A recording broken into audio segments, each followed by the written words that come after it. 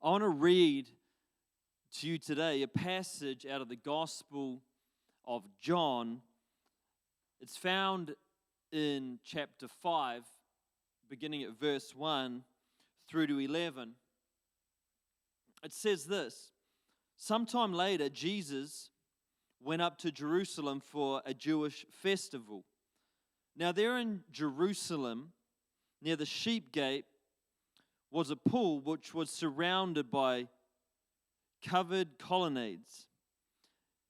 And here a great number of disabled people used to lie: the blind, the lame, the paralyzed. One who had been there was an invalid for 38 years. When Jesus saw him lying there and learned that he had been in this condition for a long time, he asked him, "Do you want to get well?" "Sir," the invalid replied, "I've no one to help me into the pool when the water is stirred. While I'm trying to get in, someone else goes down in front of me." Then Jesus said to him, "Get up, pick up your mat and walk." At once, the man was cured. He picked up his mat and walked. The day on which this took place was the Sabbath. And so the Jewish leaders said to the man who had been healed, "It is the Sabbath. The law forbids you to carry your mat." But this man replied, "The man who made me well said to me, 'Pick up your mat and walk.'" So here we go. Jesus arrives on the scene to this place that's filled with sick and lame people. But there is this man, one man in particular. He has been waiting for 38 years.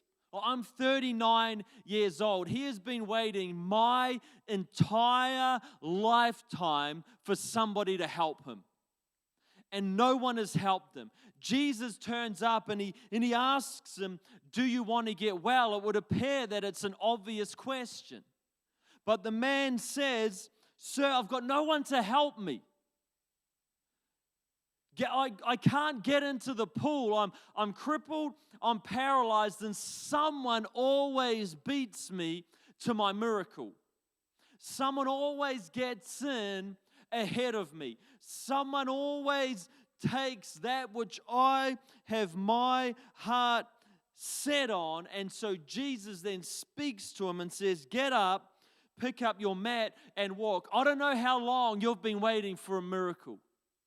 I don't know how long you've been waiting for maybe a son or a daughter to give their life to Jesus. I don't know how long you've been waiting for a healing in your body, for circumstances in your life to change, maybe for a financial breakthrough or spiritual freedom. This man had been waiting for a long time, but Jesus found him.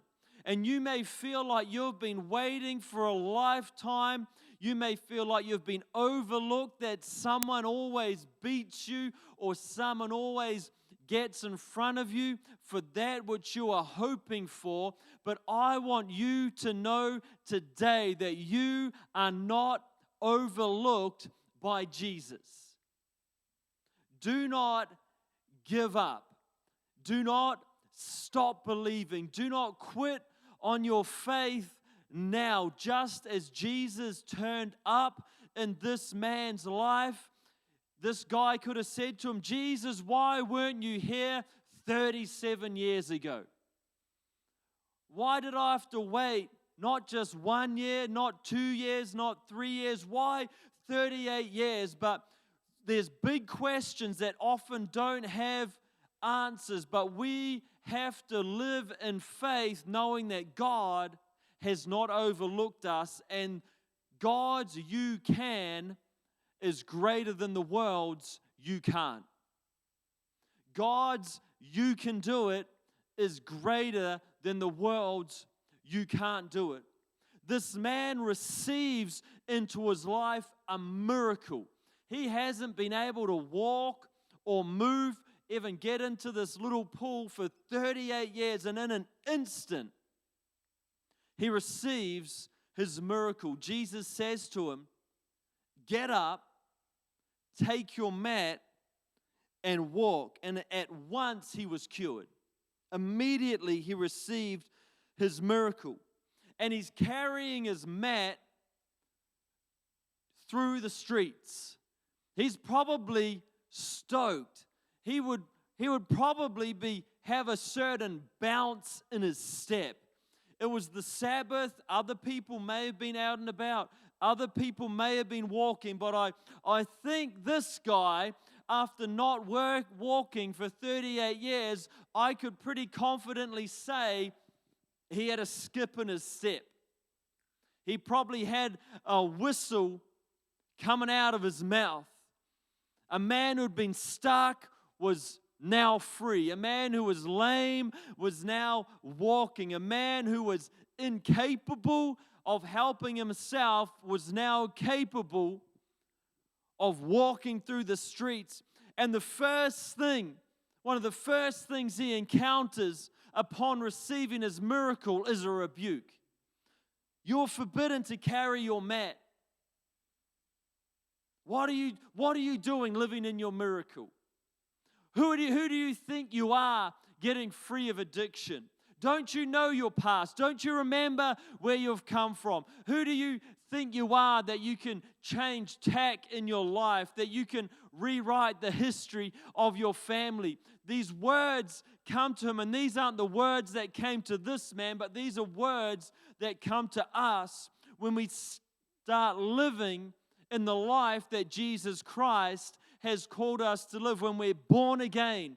When Jesus says to us, you're a new creation, your salvation is secure, your name is written eternally in the books of heaven, we can find all manner of opposition coming against us.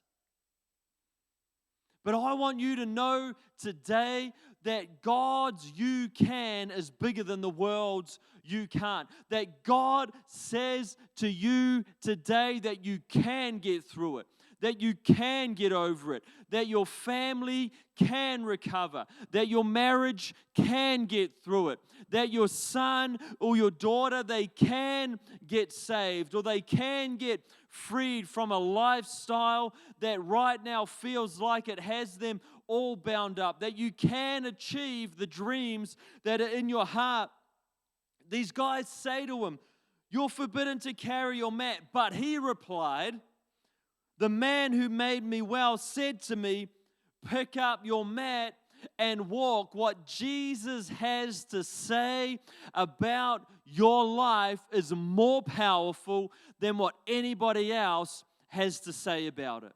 And he says over your life, I know the plans and the purposes I have for you. And the plans and purposes that I have for you, says Jesus Christ, are plans to prosper you. They're plans to give you a future, and they're plans to give you a hope. They are plans to make you an overcomer. They are plans to make you a winner. They are plans to make you achieve things in your life that otherwise may have never come into reality. When Jesus gets on our life, the very best version of ourself emerges.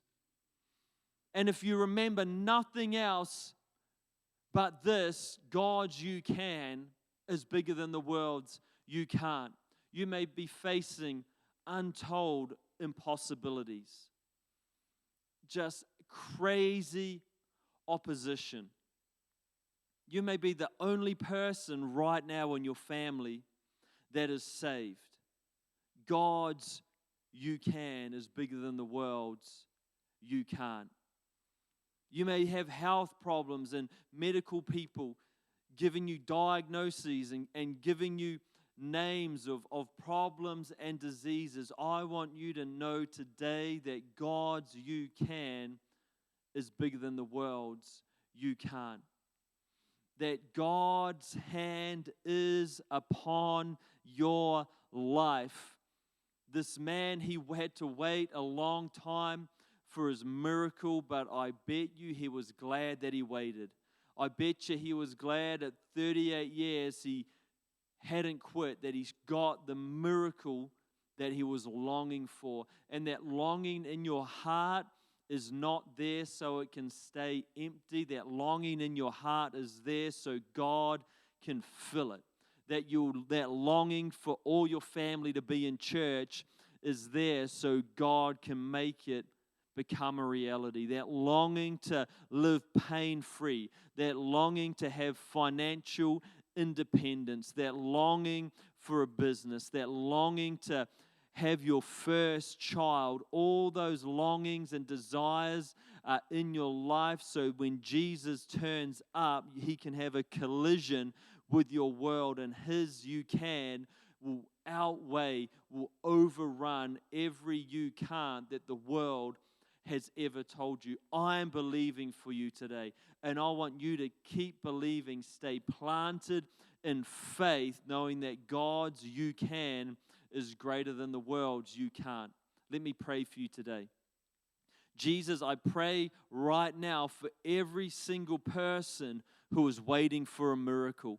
I pray faith into their hearts and a hopeful expectation to be born again in their very innermost being, that they are not overlooked, they have not been left behind, and they are not going to miss out. That just as you found this man and brought a miracle into his life, you are going to do the same for every single person who has their faith firmly anchored into you.